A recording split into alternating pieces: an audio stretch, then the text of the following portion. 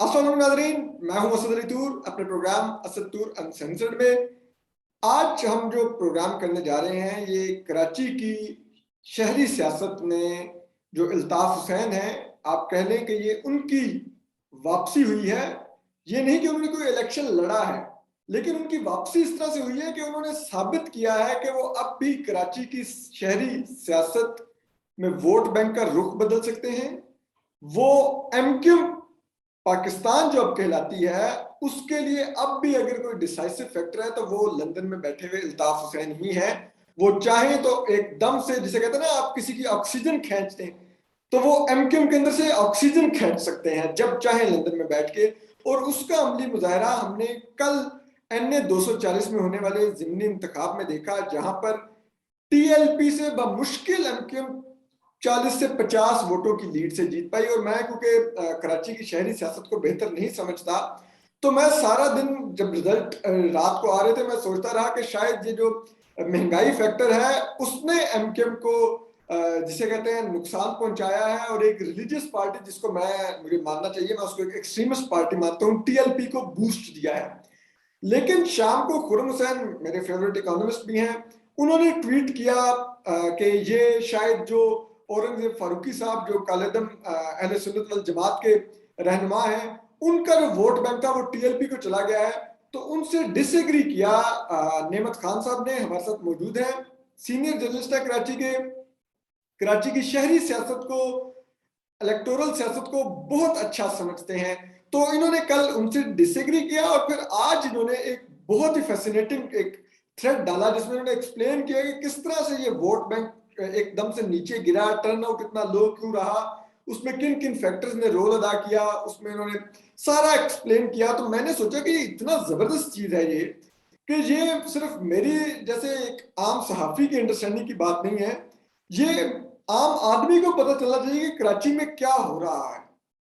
और जो इनका एक इंटरेस्टिंग जुमला था इनके थ्रेड का, उन्होंने कहा कि ये जो कल अल्ताफ हुसैन साहब ने किया है, उस पर अब यकीनन एस्टेब्लिशमेंट और जो ताकतवर हल्के हैं वो भी बैठ के सोचेंगे। यानी कि अब वो भी दोबारा से, अगर मैं सादा लफ्जों में कहूँ तो वो ड्राइंग बोर्ड पर दोबारा बैठेंगे और देखेंगे कि क्या क्या करने की जरूरत है या क्या क्या नहीं हो सकता या क्या हो सकता है। तो नेमत खान साहब हमारे साथ मौजूद हैं, मैंने काफी सॉरी लंबा टाइम ले लिया। नेमत भाई, ये अब आप जरा एक्सप्लेन करें कि जो कल का इलेक्शन था उसमें और 2018 के जनरल इलेक्शन में क्या फर्क था? क्या 2018 के जनरल इलेक्शन में अल्ताफ हुसैन साहब की तरफ से इस तरह का बाइकाट नहीं था, या बाइकाट की कॉल नहीं थी कि जो इकबाल मोहम्मद खान साहब जो थे, जिनकी इंतकाल हो गया, अल्लाह ने उनको जन्नत नसीब करे, उन्होंने 61,000 प्लस वोट लिया। और इस इलेक्शन में एमकेएम बमुश्किल 10,000 कुछ 100 वोट ले सकी, यानी कि 50,000 का फर्क पड़ा। 50,000 वोट गिर गया एमकेएम का सिर्फ। तो ये बड़ा एक अजीबो गरीब एक चीज थी।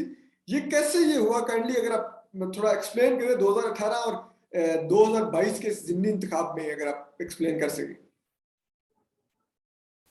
शुक्रिया असद भाई। इसमें मैंने एक थोड़ा सा तजिया ये किया पुराने और नए फिगर उठा के, और ये बताने की कोशिश की कि बाकी फैक्टर्स अपनी जगह मौजूद है। बाय इलेक्शन और जो जनरल इलेक्शन है उसके टर्नआउट में एक वाज़ेह फ़र्क होता है, और ये पूरे पाकिस्तान में होता है। ये बिल्कुल। आपको जहाँ जहाँ इलेक्शन हुए वहाँ पे जनरल इलेक्शन में जो टर्नआउट है उससे काफ़ी कम ये वो आपको बाय इलेक्शन में वो मिलेगा।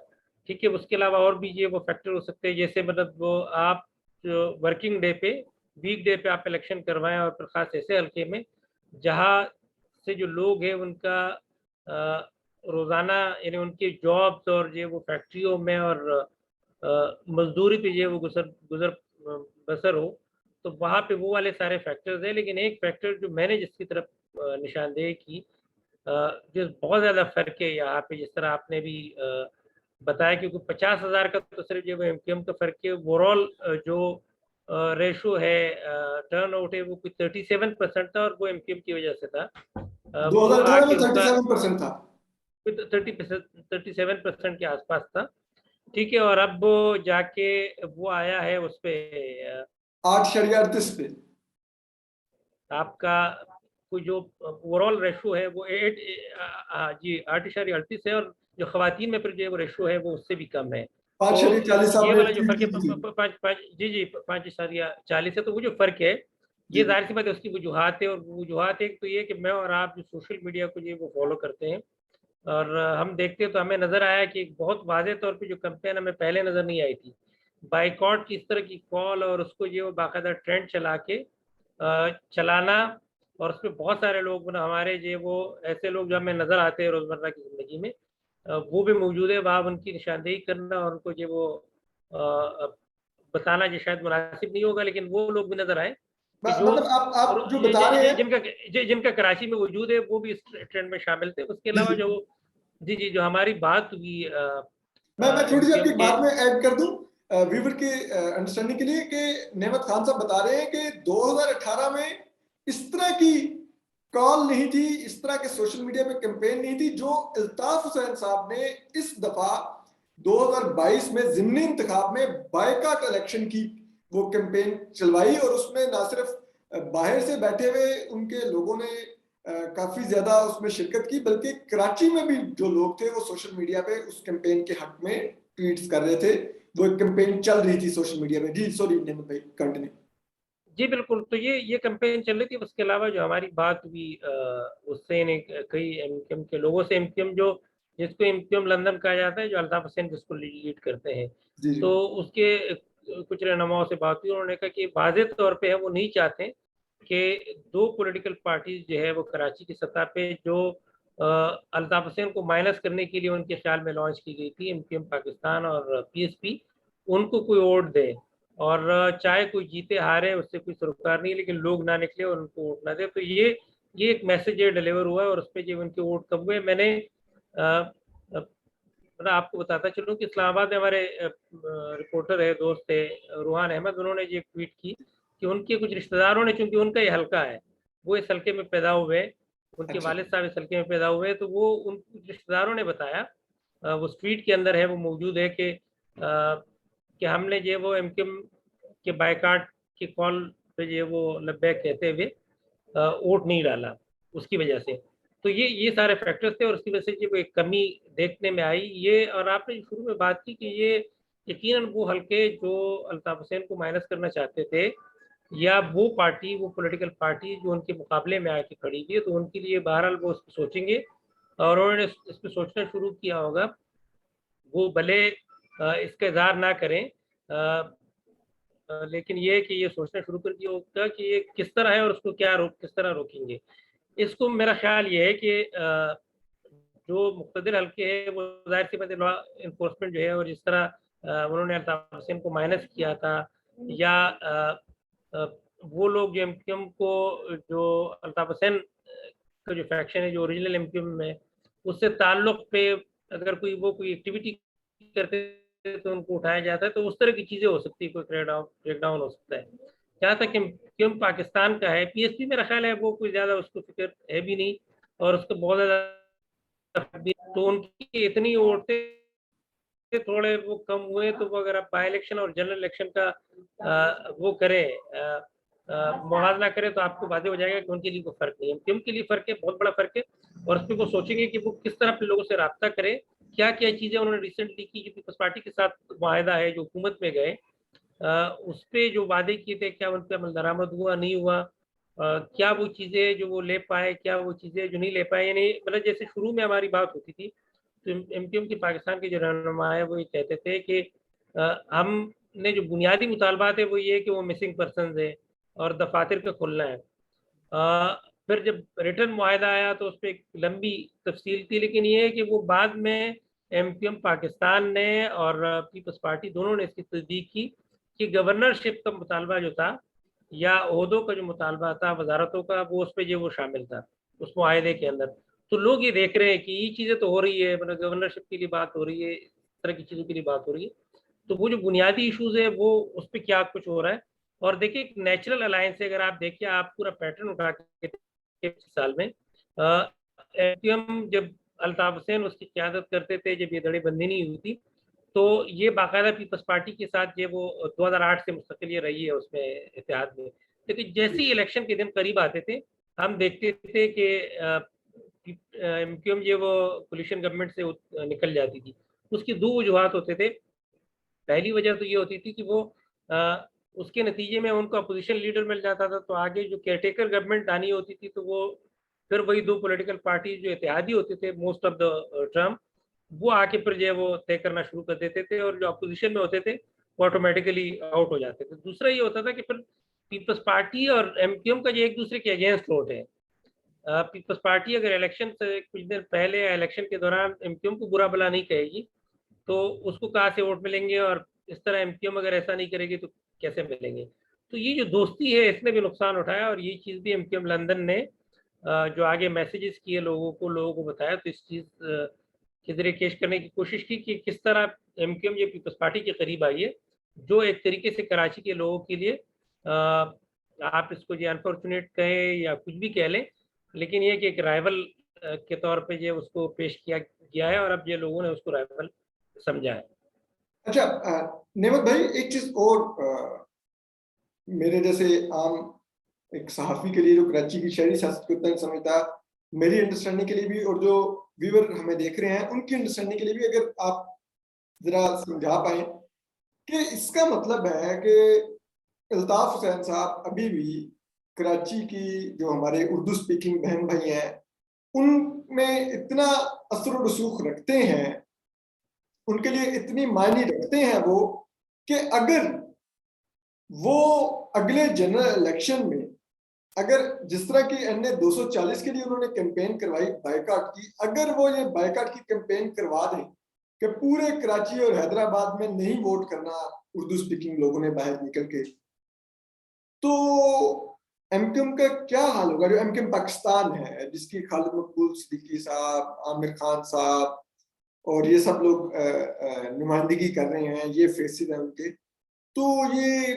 लाइक कितनी एक सीटें जीत पाएगी जो अभी 2018 में थी? क्या इससे भी कम हो जाएंगी इनकी सीटें, या इतनी फिर भी ये रहेंगी, ये कहीं ना कहीं इतने बरकरार रहेंगी ये?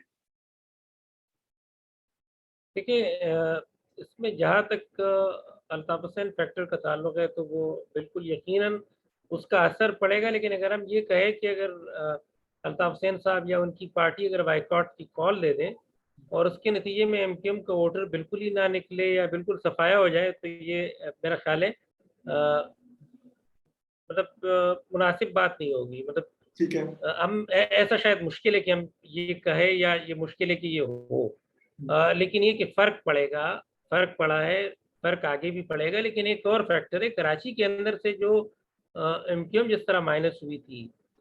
एक तो ये कि नया-नया क्रैकडाउन था, 2016 और 18 के बीच में इतना फ़र्क नहीं था। मतलब अभी अगर 2016 में ये सारा मामला हुआ, ये पार्टी नहीं थी, फिर उसके बाद ये वो 2018 के जब इलेक्शन हुए, तो शायद उस तरह की तैयारी भी नहीं थी, लेकिन ये कि वो फिर जो एक हमने कराची के लोगों का जो एक वो देखा, एक स्विंग देखा उनके मूड का पीपल्स पीटीआई की तरफ, तो उसने ज़्यादा नुकसान पहुँचाया। और इस हल्के के अंदर जहाँ पीटीआई ने मुनासिब समझा कि वो अपना कैंडिडेट ना खड़ा करे, पीटीआई तीसरे नंबर पे आई थी कि 29,000 समथिंग ये वो उसके वोट थे। तो मेरा ख्याल ये है कि ये इस पे डिपेंड करता है कि अगले इलेक्शन में पीटीआई के लिए कराची के लोग और हैदराबाद के लोग कैसा सोचते हैं। अगर कराची के लोगों ने फैसला किया कि पीटीआई को वोट नहीं देना, तो उनके पास ये वो फिर 2-4 और अल्टरनेटिव्स हैं, जिसमें एमक्यूएम पाकिस्तान है, जिसमें पीएसपी भी जो एक वो हो सकता है कि बहुत ज़्यादा उसको, मेरा नहीं ख्याल कि बहुत ज़्यादा सीटें मिले। जमात इस्लामी हो सकती है, पीपल्स पार्टी को भी कुछ वोट हो सकते हैं, थोड़ा-सा स्प्लिट एक मंज़र हो सकता है, लेकिन ये है कि वो उससे बिल्कुल कोई अ, एमक्यूएम का सफाया हो जाएगा, ये जो है वो कहना मेरा ख्याल है मुश्किल है। अच्छा, नहीं नहीं, एक एक चीज़ और एक दोबारा चीज़ से और पे इज़ाफ़ा करूँ? मैं थोड़ा सा एक आपको एक्सप्लेन कर दूं। मैं ये नहीं कह रहा कि एमक्यूएम को सफाया हो जाएगा, लेकिन मेरी बात ये थी कि क्या फिर ये जो अभी सीटें एमक्यूएम के पास हैं, क्या यही नंबर बरकरार रहेगा या इससे नंबर नीचे भी आ सकता है? लाइक कई हल्कों में होता है ना कि 5-5, 10-10 वोट भी बड़ा डिसाइसिव कई दफा जनरल इलेक्शन में हो जाता है कि वो फला इनका ये बिरादरी टूट गई थी ना, तो वो हार गए। हमारी साइड पे पंजाब में या इधर होता है, कराची का आप ज्यादा बेहतर समझते हैं। तो मैं उस कॉन्टेक्स्ट में कहता कि अगर ये इस तरह अल्ताफ हुसैन साहब ने बाइकाट की कॉल दी और किसी हल्के में 5-10 वोट टूट गया एमक्यूएम का, और वो 5-10 वोट एमक्यूएम के लिए बड़ा मैटर करता हुआ, बड़ी क्लोज कहीं फाइट होती हुई, तो वो नंबर बदल भी सकता है विनिंग नंबर एमक्यूएम का। उस कॉन्टेक्स्ट में पूछना चाहता था आपसे। नहीं, बिल्कुल ये देखिए कुछ भी हो सकता है, लेकिन सियासत में ना देखिए जब इलेक्शन करीब आएँगे तो उस वक़्त पता चलेगा किसका क्या मतलब नतीजा आता है। लेकिन उससे पहले जनरल इलेक्शन से बहुत पहले भी ये वो बहुत ही करीब में इलेक्शन आने वाले हैं और इस इलेक्शन ने ये वो 2 काम किए। एक तो ये कि थोड़ा-सा ना वो सब पॉलिटिकल पार्टीज़ को ख़ासकर एमक्यूएम को अलर्ट कर दिया कि उसको क्या करना है और उसके साथ क्या हो सकता है। इसीलिए कि ये जो बायकॉट की कॉल है, ये लोकल बॉडीज़ के इलेक्शन में ज़्यादा इफ़ेक्टिव हो सकती है क्योंकि एक छोटे सतह पे जी, इलेक्शन होते हैं, तो वहाँ जी, पे ज़्यादा नुकसान जो है वो एमक्यूएम को पहुँच सकता है। लेकिन इस इलेक्शन ने एक और भी चीज़ कर दी कि कराची के लोग और यहाँ के सारे तबक़ात बशमूल सहाफ़ी ये समझ रहे थे कि जो एक कराची के इलेक्शन में जो एक वायलेंस का एलिमेंट था, वो शायद ये अब ख़त्म हो गया है। तो वो एक बहुत बड़ा दचका लगा है कल और ये इसका है कि अगर एक छोटे सतह पे एक हल्के में जब इलेक्शन हो और वहाँ पे आप ये वो कंट्रोल ना कर सके, वहाँ पे ये वो स्ट्रेट फायरिंग हो, वहाँ पे एक बंदा जो है वो जान से जाए, वहाँ पे लोग ज़ख्मी हों, तो फिर एक बहुत बड़ा चैलेंज है कि आगे क्या होगा और वो उस वायलेंस का हमने देखा कि लोगों के पास असला भी था, लोग निकल भी आए और उनको रोकने के लिए जो है वो जो लॉ एनफोर्समेंट के इदारे थे, वो बर वक़्त पहुँचे भी नहीं, उसमें जो है वो उनको नाकामी भी हुई। तो ये एक बहुत बड़ा फैक्टर है और ये वायलेंस का जब फैक्टर आएगा, तो ये अगेन फिर जो इलेक्शन के रिज़ल्ट्स हैं, उस पे फिर असरअंदाज़ होगा। अच्छा। ये बायकॉट के अलावा जो वायलेंस का है, वो ये एक बहुत बड़ा फैक्टर है फिर। बिल्कुल। नेमक भाई, आपने वायलेंस का फैक्टर आपने बताया, तो इसी वायलेंस के फैक्टर से ही अगर आप बता सकें ये अन्य 240 में जो कल वायलेंस हुआ, जो हम वीडियोस देख रहे हैं, जो डॉन ने बड़ी अच्छी पिक्चर्स उनके जो जर्नलिस्ट हैं, फोटो जर्नलिस्ट उन्होंने बनाई, मैं सॉरी उनका नाम जरूर लेना शकील चाहूंगा। शकील आदिल जी शकील जी, आदिल शकील आदिल साहब ने, उनका क्रेडिट है। एक्सीलेंट फोटोग्राफी, उन्होंने एक्सप्लेन कर दिया जी। क्या हो रहा है। तो ये क्या वायरस में सबसे मेन रोल कल किसने अदा किया? देखिए वायलेंस का अगर ईमानदारी के साथ तज़किया किया जाए तो ये है कि मेनली जो वायलेंस हुआ ज़्यादातर जो उसमें पार्टीज़ इन्वॉल्व रही तो वो पीएसपी और टीएलपी था। अच्छा एक चीज़ और है मतलब इससे जब वायलेंस बात करें तो इस हवाले से एक बात ज़हन में रखें कि जो एनए 240 है कुरंगी में है और कुरंगी की जो सीट है जब एमक्यूएम नहीं बनी थी, तो ये रिवायती तौर पे मतलब जब शहर से जमात इस्लामी और पीपल्स पार्टी और इन 3 पार्टियों को जो वो सीटें मिलती थी, तो ये अक्सर जो है वो उसके पास होती थी अपना जमीयत उलमाए पाकिस्तान के पास जो बरेलवी मसलक की पार्टी है। अच्छा उसके बाद ये है कि 92 में जब ऑपरेशन हुआ एमक्यूएम के खिलाफ और एमक्यूएम हकीकी बनी तो उसके साथ ये एक सुन्नी तहरीक की शक्ल में हमने देखा कि बहुत बड़ी तादाद वो लोग जिनका ये वो वायलेंस से ताल्लुक रहा था वो सुन्नी तहरीक की तंजीम में चले गए।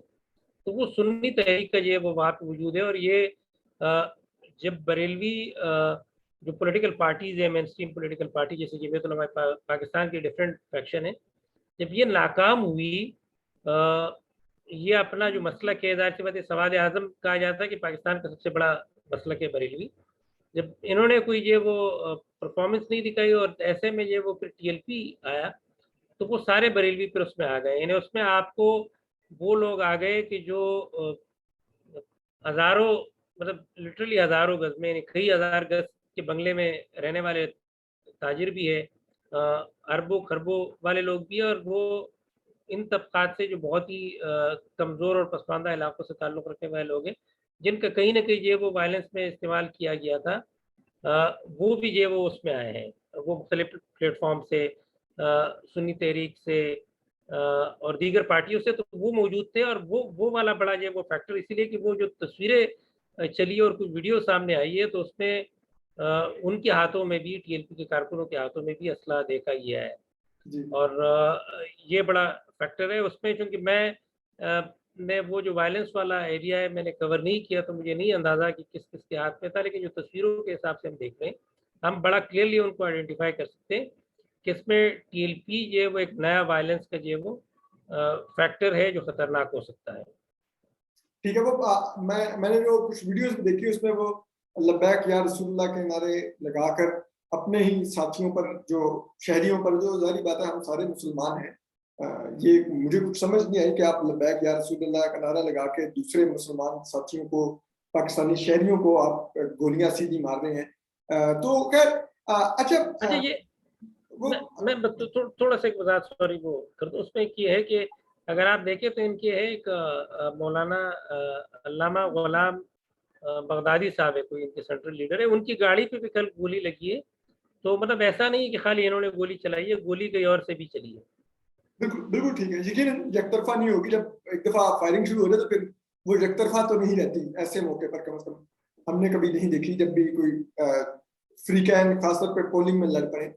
अच्छा नेमत भाई, एक चीज और आप बताइए कि अब बात टीएलपी की तरफ आ ही गई है। टीएलपी अब कराची की सियासत में किस तरह से इमर्ज हो रही है, इसका क्या फैक्टर है? क्योंकि हमने लास्ट टाइम भी देखा था, अगर आप देखें तो लियारी के इलाके में टीएलपी ने बहुत अच्छा खासा वोट लिया। तो क्या टीएलपी बाकी भी इलाकों में क्या फैल रही है, इसका जो बयानिया है उसको पजीराई मिल रही है, इसका वोट बैंक बढ़ रहा है? और क्या ये वोट बैंक जिस तरह मुल्की सतह पे मैं कल देख रहा था, माजिद निजामी है, बहुत अच्छे जर्नलिस्ट हैं, इलेक्टोरल सियासत के ऊपर बड़ी अच्छी उनकी वो होती है, तो उसमें रिपोर्ट किया होता है कि 23 सीटें टीएलपी की वजह से पीटीआई हारी और 16 सीटें नून लीग हारी। तो क्या ये फैक्टर कराची में भी रोल प्ले कर सकता है कि ये टीएलपी खुद अगर बहुत ज्यादा सीटें ना भी जीते, लेकिन वो बाज जमातों का इस तरह से वोट बैंक काटे कि वो, जैसे कहते हैं, वो नंबर चेंज कर दे, विनिंग नंबर कि किसके पास कितनी सीटें जाएंगी? क्या ऐसा हो सकता है? बिल्कुल हो सकता है। टीएलपी है, टीएलपी का बड़ा वजूद है कराची के अंदर, खासकर कुछ इलाकों में। टीएलपी एक बड़ा मतलब ये अलग से एक केस स्टडी है, इसको ये वो स्टडी होना चाहिए। बड़ा एक मतलब दिलचस्प पार्टी है, उसका सपोर्ट बेस मतलब जो टीएलपी का जिस तरह हर क्लास के अंदर ये सपोर्ट है वो किसी पार्टी के पास नहीं है। और मेरा ख्याल ये है कि टीएलपी के पास उस क्लास का भी सपोर्ट है कि वो 2-4 पार्टियों के बराबर जो वो कोई फंडिंग वो दे सकती है, उनमें एहलियत है और वो शायद देते भी है। तो टीएलपी के अंदर ये क्वालिटी भी है। टीएलपी के जो कुछ पॉकेट्स है, मतलब जैसे कुरंगी है, फिर ये आपका डिस्ट्रिक्ट वेस्ट के अंदर जो इलाके है, फिर लियारी का जिस तरह आपने हवाला दिया, तो वहाँ पे उसकी मौजूदगी है। बाकी शहर के अंदर जो, उसके अलावा हर इलाके में, नॉर्थ कराची में हर इलाके में ये टीएलपी का है। और अगर इनके कैंडिडेट्स खड़े हो जाते हैं तो उससे डेफिनेटली, क्योंकि कराची की हद तक ये वो प्रीडोमिनेंटली, जैसे जेयूआई है तो वो शायद पश्तूनों की जमात है, Jamaat Islami, MPM Pakistan, PSP, MPM हकीकी, इस तरह कई पॉलिटिकल पार्टीज है जो उर्दू स्पीकिंग आबादियों की जमातें हैं। तो ये इन पार्टियों को जो वोट तकसीम हो सकता है, उनको नुकसान, इनके इंडिविजुअली कुछ पार्टीज को भी नुकसान पहुंच सकते हैं कहीं जहाँ पे जिनके चांसेस हो, और कहीं कहीं पे ये वो ये सबको जो भी नुकसान पहुंचा सकती है। टीएलपी के अंदर ये क्वालिटी है। और ये है कि अगर इनको ये वो फ्री हैंड दिया जाए तो मेरा ख्याल है कि सीट निकाल भी सकते हैं। जैसे कल का मतलब लोग कहते हैं कि जो कल चीज़ हुई है कि शायद जो वो ये सीट किसी तरीके से टीएलपी की बन सकती थी, कि क्योंकि 299 पोलिंग स्टेशन का जब रिजल्ट आया तो टीएलपी ये वो लीड की थी, और फिर ये वो कुछ रुका, और उसके बाद एक दूसरा ट्रेंड डेवलप हुआ। फिर दूसरा ये है कि वो आज जो टीएलपी का कैंडिडेट है उसने एप्लीकेशन दी थी रिकाउंटिंग के लिए, तो वो मुस्तरद कर दी गई, और सिर्फ ये मुस्तरद शुदा जो वोट्स है वो गिने गए, जिसके हिसाब से जाहिर सी बात है वो एमक्यूएम की लीड जो बरकरार रही। तो टीएलपी को नहीं चाहेंगे वो कुव्वतें जो किसी न किसी तरीके से इलेक्शन पे असरअंदाज होती है कि टीएलपी जीते। और मेरा ख्याल है जब वो नहीं जीतते टीएलपी 1-2 सीटों के अलावा, तो वो जो यही काम होगा, वो कहीं भी किसी के वोट कम होंगे, कहीं कोई जीत रहा होगा तो वो उसकी वजह से हार जाएगा। और ये सिलसिला होगा, ये लोकल बॉडीज में भी नजर आएगा, और ये जो अगले जनरल इलेक्शन में भी मेरा ख्याल है नजर आएगा। मतलब आप ये कह रहे हैं कि 2018 की तरह टीएलपी के लिए जो मुख्तलिफ हलके हैं उनका एक ही फैसला है कि आपको हमने सिर्फ वोट काटने के लिए इस्तेमाल करना है, आपको जिताने के लिए इस्तेमाल नहीं करना। ठीक है। अच्छा नहीं, मैं ये तो नहीं कह सकता कि मतलब उनका इनके लिए ये कोई मेरी प्लानिंग है, कोई दृष्टि है। ये कोई वोट कटवा रहे हैं या कोई वो करे, लेकिन ये है कि मेरा ख्याल ये है कि जिस तरह पाकिस्तान का आज जब वो फैसला आना था, वो भी अब थोड़ा सा ये वो लटक गया, मतलब हुआ भी है और नहीं भी हुआ है, एक अजीब सा ये वो FATF का जो फैसला है, तो उस तरह की चीज़ों के लिए ज़रूरी है कि वो उस तरह की तंजीम में बहुत ज़्यादा जो है वो आगे ना आए। तो कहीं न कहीं रोकने की कोशिश हो सकती है, उनको किसी को हराने के लिए इस्तेमाल हो सकता है। ये मतलब हमारे पास कोई ऐसे शवाहिद नहीं है, ना कोई ऐसी चीज़ें कि हम उसकी बुनियाद पे कह सकें, लेकिन ये कह सकते हैं कि शायद उनको रोकने की तो बहरहाल कोशिशें नज़र आती है, जिस तरह हमने कल देखा। बिल्कुल, तो आपने खुद ही कोट किया कि उन्होंने जो वोट रिकाउंट की एप्लीकेशन थी वो भी मुस्तरद कर दी गई, हालांकि अगर मुझे आप पूछे तो बेशक मैं TLP को नाकिद हूं उसका, लेकिन इसके बावजूद एक जमात का ये हक है कि अगर वोट रिकाउंट का वो दे तो उनको वोट रिकाउंट मिलना चाहिए, जो उनका आईनी और जमहूरी हक है। अच्छा, नेमत भाई, एंड की तरफ जाते हुए एक, मैं अगर वो जिसे कहता है एक वैसे ही एक मंजरनामा आपके आगे रखूं तो उस पर अगर आप कोई राय दे सकें कि अगर अल्ताफ हुसैन साहब के लिए, जो कि वैसे मेरा नहीं ख्याल कैसा होने जा रहा है, लेकिन चले अगर पाकिस्तान एक ऐसा मुल्क है कलमे के नाम पे बना तो मुआवजात बहुत होते हैं, तो इधर हो जाते होते हैं मुआवजात भी।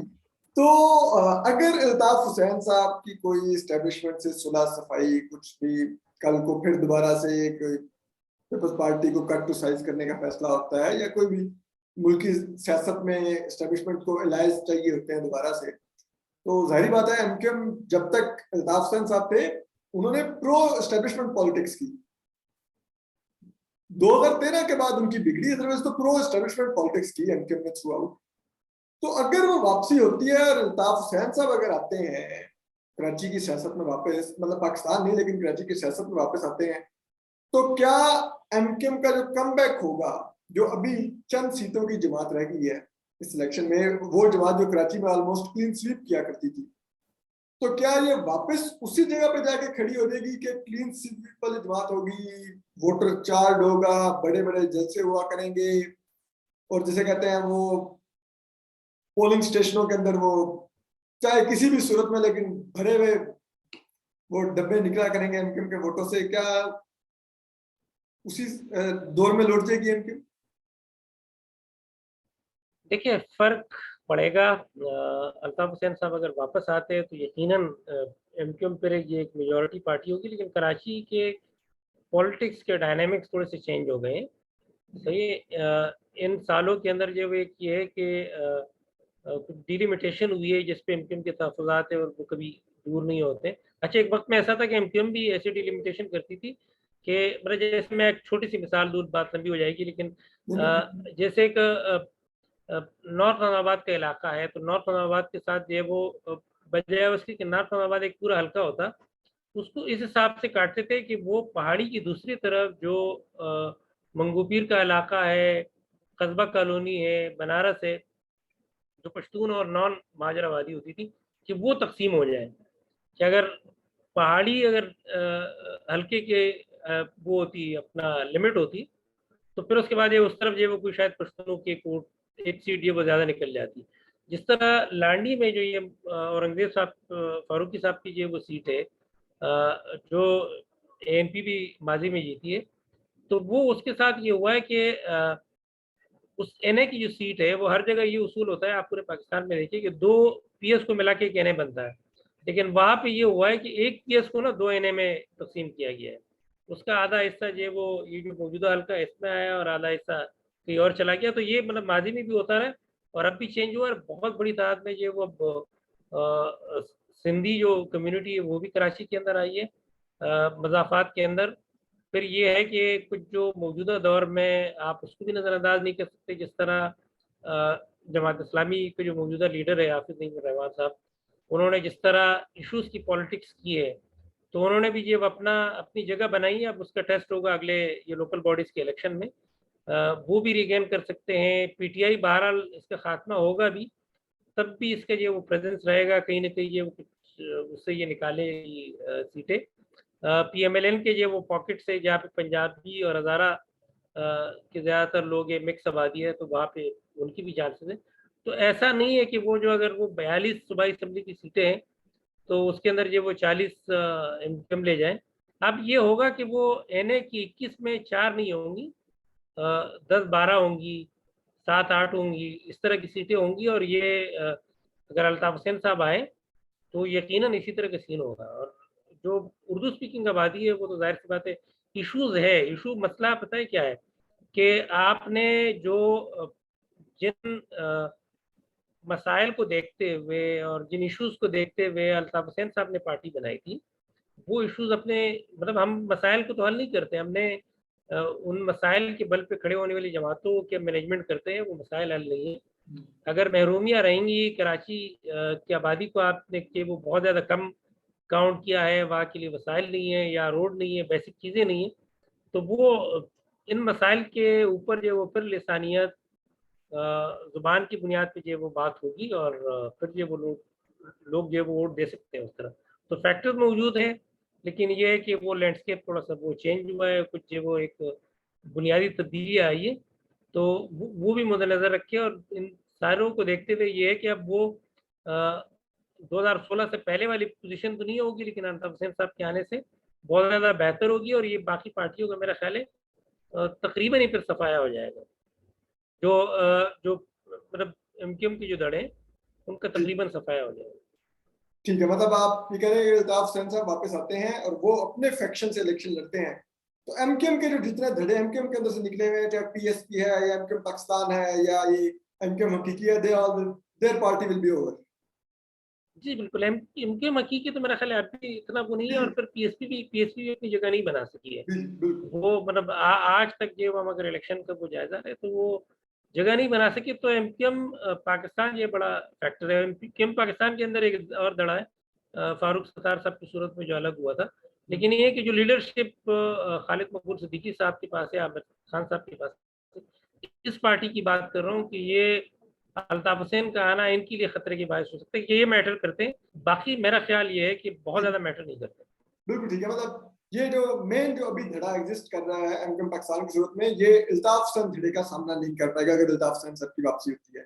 अच्छा, आखिर में नेमत भाई, आपका मैंने बहुत ज़्यादा टाइम लिया, लेकिन अगर आप 1 मिनट में ये भी बता दें कि ये जो पख्तून फैक्टर है कराची में, पख्तून जो हमारे बहन भाई हैं उनकी आबादी बहुत बढ़ रही है, माइग्रेशन हो रही है, कुछ वहाँ पे लोकल सेटल जो आबादी है वो भी आगे बढ़ रही है, तो ये भी क्या अगले इलेक्शन में किसी पार्टी के हक में की रोल प्ले कर सकते हैं? लाइक एक दौर में एएनपी ने सीटें ली थी, तो क्या अब ये फैक्टर एग्जिस्ट करता है, ये सीटें ले सकते हैं 2008 की तरह कोई एएनपी, या इवन के जो अब मोहसिन दावर साहब ने जमात बनाई है उन्होंने उनको, या पीटीआई को भी, पीटीआई की भी काफी मकबूलियत है पख्तून में हमारे बहन भाइयों में, तो क्या इनको भी कोई हेल्प मिल सकती है, इनमें से किसी जमात को एज मिल सकता है? ये बिल्कुल पख्तूनों का वोट मेरा ख्याल है ये वो उसी तरह रहेगा। ये मेरा ख्याल ये है कि पहला और आखिरी मौका है जो पिछले इलेक्शन में हमने देखी कि पीटीआई की प्लेटफॉर्म से इतनी तादाद में पख्तून असम्बली के अंदर आए थे, इसीलिए कि बहुत ज़्यादा पख्तून आबादियों के वहाँ के लोगों के मिजाज में, रिवायतों में, उनकी पॉलिटिकल एफिलिएशन में बहुत ज़्यादा ऐसे इशूज़ हैं कि ये खुद यानी पश्तून की बुनियाद पे तो कोई ये नहीं हो सकता कि कोई पश्तूनों की नुमाइंदगी के लिए खड़ा हो जाए और उसको इलेक्ट कर सके। एक एक पहली वजह, इसकी वजह ये है कि ये किसी एक जगह नहीं है। मतलब लांडी का एक इलाका है, कोना है, तो एक अगली बड़ी आबादी जब आपको वेस्ट पे बनारस और उसमें मिलेगी, फिर किमाड़ी में है, फिर एक और इलाका है, तो इसी तरह ये बहुत ज़्यादा स्प्लिट है। दूसरे की पॉलिटिकल पार्टीज़ में बहुत ज़्यादा स्प्लिट है। मैंने जैसे कहा कि कराची के अंदर, कराची में पख्तूनों का आबादी के लिहाज से दुनिया का बड़ा शहर है। लेकिन अगर आप कराची के हवाले से देखें तो कराची में पख्तूनों की जो सबसे बड़ी जमात है वो एएनपी नहीं है बल्कि जमीयत उलमा इस्लाम है, जिसके पास ये वो पख्तूनों के बहुत ज़्यादा वोट है। सही इसी तरह फिर पख्तून ये वो चूँकि ये बहुत ज़्यादा बावजूद इसकी कि ये इनको ज़ुबान की बुनियाद पे लड़ाया गया और हमने देखा कि वो जब एमक्यूएम और एनपी का वायलेंस हुआ तो उसके नतीजे में एनपी को उससे फ़ायदा भी हुआ, लेकिन ये बहुत ज़्यादा अपने मिजाज के अंदर वो नहीं है, बहुत ज़्यादा लिसानी नहीं है। तो पीपल्स पार्टी के अंदर भी जो है वो एक बड़ी तादाद में है, ये आपको PMLN में भी मिलेंगे, ये PTI में भी है। जमात इस्लामी का इतना ज़्यादा नहीं, लेकिन अब ये वो थोड़ा-सा बड़ा है। डिस्ट्रिक्ट वेस्ट के अंदर वहाँ पे एक बहुत एक्टिव इनके वो है अब्दुल रज़ाक साहब, जो यूसी के इलेक्शन तो जीतते हैं, एनएक पीएस के इलेक्शन भी तकरीबन जीते हुए थे 2008-13 में। तो ये उस तरह का ना पश्तूनों को और बहुत ज़्यादा जो है वो है। फिर इनके साथ जो वो मैंने कहा डिलिमिटेशन में भी इनकी आबादी अगर है तो एक तो कम है, फिर दूसरा है कि इनकी छोटी-छोटी आबादियों को भी 2-3 हलकों में जो इधर फेंक दिया, उधर फेंक दिया, कुछ को वहाँ डाल दिया, तो उसमें और भी तक़सीम है। तो इसलिए इनका कोई ये वो इनकी कोई लीडरशिप सामने आए, ये फ़िलहाल जो है वो मुझे मुश्किल नज़र आता है। लेकिन ये है कि ये फैक्टर बन सकते हैं कि मुख्तलिफ़ वक़्तों में मुख्तलिफ़ पार्टियों को ये जितवाएँ और ये जितवाते रहे, जिस तरह एमपी को जितवाया, फिर ये वो पीटीआई कि उसमें हिस्सा डाला। और अ, अभी जो फैसल बावड़ा की सीट पे जो इलेक्शन हुए तो वहाँ पे इनका वोट जो बज़ाहिर जो कादिर खान मंदोखिल जो पीपल्स पार्टी का है तो उसको भी पड़ा। तो इनका वोट जो वो तक़सीम जाएगा, इनको कोई नुमाइंदगी नहीं मिलेगी और ये इसी तरह रहेंगे। ठीक है, थैंक यू नेमत भाई। आपने यकीनन कराची में जो ग्राउंड पर मौजूद है नेमत खान साहब, उन्होंने बहुत अच्छी तरह आपको डिटेल में एक्सप्लेन किया कि अल्ताफ हुसैन फैक्टर अब भी कितना ज्यादा कराची की शहरी सियासत में बगैर इलेक्शन लड़े भी डिसाइसिव रोल प्ले कर रहा है। और ये अब यकीनन जो मुक़द्दर हल्के हैं वो ड्राइंग बोर्ड पर बैठेंगे, सोचेंगे कि इस फैक्टर को माइनस मजीद करना है, क्या करना है, उसके लिए क्या कुछ करना है। और इसी तरह टीएलपी का भी इन्होंने एक्सप्लेन किया कि वो नए प्लेयर के तौर पर कैसे उठ रहे हैं। हमारे टीएलपी के बारे में मैं अपने तो कम से कम कह सकता हूँ, मेरे तहफ़्फ़ुज़ात हैं, क्योंकि मेरा एक बड़ा सादा सा नुक्ता है, मैं नहीं मानता कि आप किसी भी इंसान की जान लेने को जस्टिफाई करें, चाहे मजहब की बुनियाद पर जस्टिफाई करें। मैं गुनहगार हूँ, मैं सब कुछ बुरा करता हूँगा, लेकिन ऊपर अल्लाह मियाँ की ज़ात को हम सबका ईमान है, हम में से कोई भी धोखा नहीं दे सकता, तो मैं उनको नहीं ऊपर जाके धोखा दे सकता और वो यौम महशर मेरा हिसाब कर देंगे। तो बराए मेहरबानी आपको अल्लाह मियाँ ने इस दुनिया में आउटसोर्स नहीं किया कि जो काम मैंने ऊपर करना है आप दुनिया में लोगों के साथ करते जाएं, कि जो आपको लगे ये गलत है, इसको मार दो, इसकी गर्दन उतार दो, ये फलान है। बराए मेहरबानी ये मत कीजिए, अमन की सियासत कीजिए। और अमन की सियासत करेंगे तो आप देखेंगे हमारा मुल्क का चेहरा भी बेहतर होगा, इस्लाम का चेहरा भी बेहतर होगा। जो आप देखिए जो फतह मक्का हुई थी, वो जब वहां पे जाके हज़रत सल्लल्लाहु अलैहि वसल्लम ने आम माफी का ऐलान किया तो सारे कुफार मुसलमान हुए थे, कोई तलवार के जोर पे मुसलमान नहीं किया था। इतनी सादा सी बात है। बहरहाल अपना ख्याल रखिए, सलामत रहिए, अल्लाह हाफिज।